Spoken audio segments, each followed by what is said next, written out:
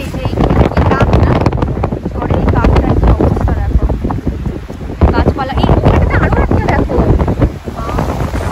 এই ছাতা টাতা কিচ্ছু মানছে না, সামনে এই উত্তাল অবস্থা গঙ্গার।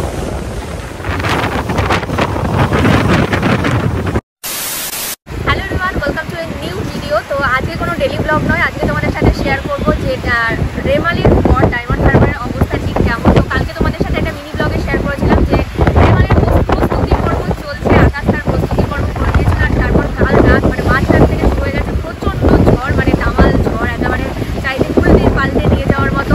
সারাটা রাত তো ঘুমাতে পারিনি, এত প্রচণ্ড ঝড়। মানে কৃষ্ণনগরে থাকতো আমফান হয়েছে, আমফান তো দেখেছি, অনেক গাছ টাছ ভেঙে গেছিলো, কিন্তু ঝড়ের যে আসল ভয়ঙ্কর রূপ সেটা আমি এখানে এসে প্রথমবার দেখতে পারলাম যে ঝড় অ্যাকচুয়ালি কী।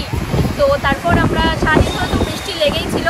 তো বিকেলবেলার দিকে, বিকেল না এখন প্রায় দুপুরবেলা লাঞ্চ করে এখন 3টে মতো বাজে, এখন আমরা বেরিয়েছি যে দেখার জন্য যে এই এত এরকম যে ভয়ঙ্কর ঝড় হলো তারপরে অবস্থাটা কীরকম। আর কালকে রাত থেকে তো মানে গঙ্গাটা দেখার জন্য ভীষণভাবে এক্সাইটেড ছিলাম, কারণ এই গঙ্গার যে আওয়াজ, যে মানে স্রোতের আওয়াজ, সেটা পুরো আমাদের ঘর থেকে শোনা যাচ্ছিলো। তো সেজন্য দেরি না করে আমরা বেরিয়ে পড়েছি। তো দেখো, আমরাও দেখি আর তোমাদেরকেও দেখাচ্ছি যে অবস্থা ঠিক কীরকম। বাড়ির সামনে ঘর থেকে বেরিয়েই দেখো কতটা পরিমাণ জল জমে গেছে। তো জল পেরিয়ে কোনো রকমভাবে সাইড কাটিয়ে যাচ্ছি আমরা। আর এখানে প্রচুর গাছ, এরকম ছোট ছোট গাছ ভেঙে পড়েছে। তো এখন আমরা যাচ্ছি গঙ্গার ধারে। আর যেই বেরিয়েছি, এতক্ষণ পর্যন্ত বৃষ্টি হচ্ছিল না, যেই বেরিয়েছি অমনি বৃষ্টি শুরু হয়ে গেছে। ঝড় হয়ে চারিদিকে গাছের ডালপালা সব পড়ে রয়েছে। এখনো ভালোই হাওয়া হচ্ছে, তাই না?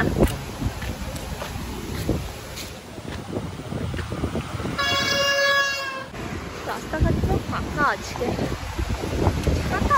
ছাতাতে কিচ্ছু নেই, এই ছাতা টাতা কিচ্ছু মানছে না, সামনে এই উত্তাল অবস্থা গঙ্গার। কি ঢেউ মারছে, প্রচন্ড ঢেউ হচ্ছে। এতক্ষণ বৃষ্টি টিষ্টি কিচ্ছু হচ্ছিল না, যেই বেরিয়েছি আর অমনি এত ঝড়ে বৃষ্টি শুরু হয়ে গেছে যে কি বলবো।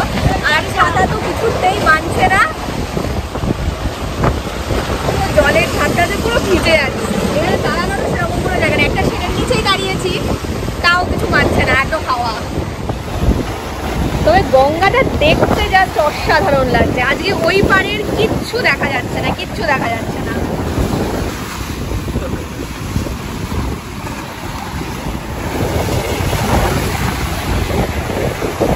শুধুমাত্র গঙ্গার এই রূপটা দেখবার জন্যই এখন বেরিয়েছি।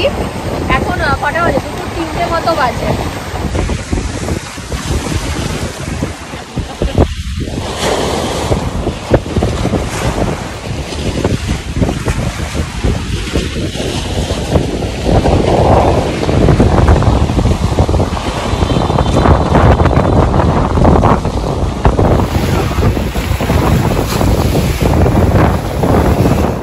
এক্সাইটমেন্ট আর ধরে রাখতে না পেরে উজ্জ্বল তো দুপুর 12টার সময় বেরিয়ে গেছিল গঙ্গার পরিস্থিতি দেখতে। আর তখন গঙ্গার রূপ ছিল আরও ভয়াবহ।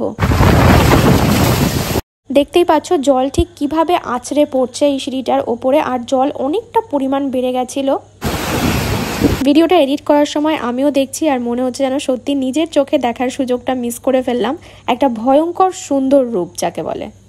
ভিডিওটা কিন্তু একদম র ভিডিও, মানে এডিট করে আমি কোনো স্পিড বাড়াইনি ভিডিওটার। মানে বুঝতেই পারছো যে ঢেউয়ের বেগ আর তেজ ঠিক কতটা ছিল।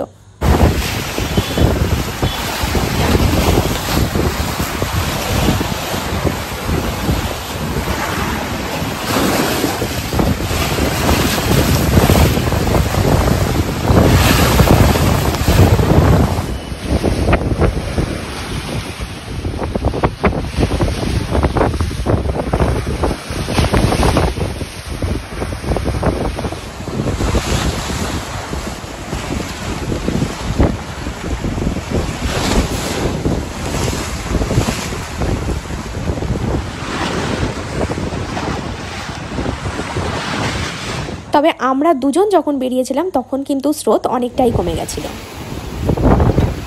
যেখান থেকে গঙ্গাসাগর যাওয়ার যে স্পিড বোট, এটা এখান থেকে ছাড়ে।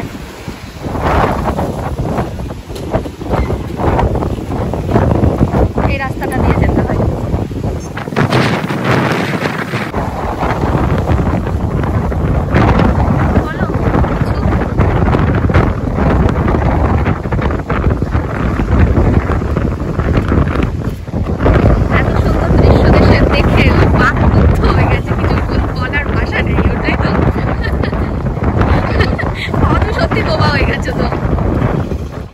এই হলো ডায়মন্ড হারবারের মোস্ট ট্রেন্ডিং জায়গা, যেখানে বিকেলের পর থেকে প্রচুর মানুষের ভিড় জমে। মানে একদিনও তো ফাঁকা পাইনি এখানে আমি একটা ছবি তোলার জন্য। তবে আজকে ওয়েদার আর টাইম এই দুটোর জন্য কিন্তু বেশ ফাঁকাই রয়েছে জায়গাটা। সুন্দর লাগছে গো।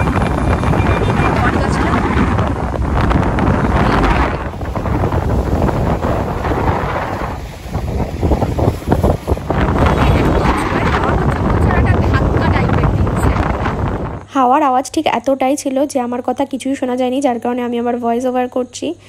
তো তখন তো দেখাচ্ছিলামই যে আসার পরেই প্রচণ্ড বৃষ্টি শুরু হয়ে গেল। তারপর আমরা জেটি ঘাটের একটা শেডের নিচে দাঁড়িয়েছিলাম। তারপর বৃষ্টিটা কমার পর আবার হাঁটতে যাচ্ছি, দেখি কত দূর যাওয়া যায়। সামনে এটা স্টেডিয়ামের মাঠ, আর তার সামনে দিয়ে আমরা হেঁটে যাচ্ছি। অনেক হাওয়া হচ্ছে, তেমন এই যে গঙ্গার এই গর্জন, জানি না কোনো ভয়েস শোনা যাচ্ছে না। যদি শোনা না যায় তাহলে তো আমি ভয়েস ওভার করে দেবো, আর যদি ঠিকঠাক আসে তাহলে এই ভয়েস ওভার রেখে দেবো। তো এখন তো আমরা এই গঙ্গার পার করে হাঁটতে এগিয়ে যাচ্ছি। কত দূর যাবো সেটাও জানি না। প্রায় আমরা সাগরিকার সামনে চলে এসেছি। তো এইরকম ওয়েদারে এই পার ধরে হাঁটতে যা মজা লাগছে না, দারুণ লাগছে আমার কাছে। কিন্তু রাস্তার অবস্থা খুব বাজে, এদিকে জল জমে খুবই বাজে। মনে হচ্ছে যে মেন রোড দিয়েও আমরা যাচ্ছি না, এই যে খুব বাজে রাস্তা দিয়ে হাঁটাহাঁটি করছি। খুবই বাজে পরিস্থিতি রাস্তাঘাট, সুন্দর লাগছে। আজকে পরিবেশটা এত সুন্দর হয়ে আছে, যেখানেই দাঁড়াচ্ছি না কেন ছবি ভীষণ ভালো হচ্ছে। আমরা এখন এই উপর দিয়ে হাঁটার চেষ্টা করছি আস্তে আস্তে।